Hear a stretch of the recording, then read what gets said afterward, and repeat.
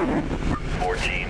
With their orange wetsuits on and hearts pumping, the Biddeford and Saco fire departments head down to the Saco River to save each other. We got to try to get both arms through. Deputy Chief Scott Gagne reminds the rescuers about the importance of eye contact and communication. Much more difficult in the river than it is in a lake.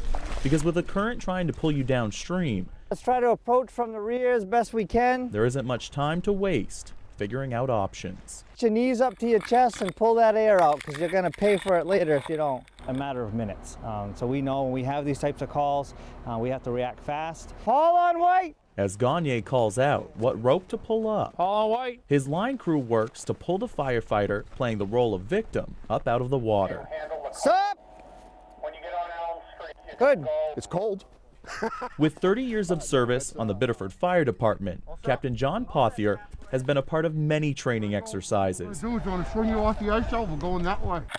It's a refresher course that will continue to be an annual event as long as he's in charge of the force. The guys are so well trained now, nobody even thinks twice about it. They're just focused on doing the job, getting out there, and getting that person and keeping them afloat. You muckle around him, bring him to the edge.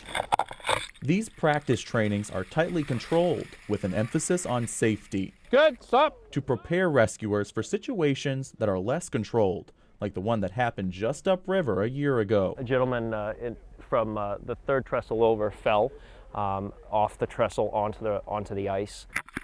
Luckily, firefighter Matthew Leach remembered the lessons taught to him and within minutes was there to help. These don't happen every day, but when they do, our training, you really rise to the level of your training, and that's a very important piece of why we're here today. Your outer edges where there's no shelf. The departments haven't received calls of anyone falling through the ice this year, but this sound frequently happens, calling rescuers off of training to respond to a house fire. Well, go ahead. Showing the stress these men and women are under as they work to become better prepared.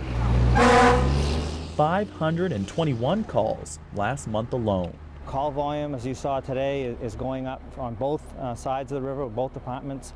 So it's very difficult to answer the calls and keep training in, but training is key. I was thankful for that training as I headed down to the water to get into the ice hole myself. Oh my God. Where my appreciation for what these rescuers prepare and do on a yearly basis grew more and more. So under 10 minutes, you can die in water like this. So it doesn't take long. Luckily, there are firefighters like Paul Froman, who with the help of the line crew, pulled me up out of the water and back to safety. It's intense. It's good to know that there's people out here that are actually training to do this for us. It's cold. And that's with a waterproof suit on.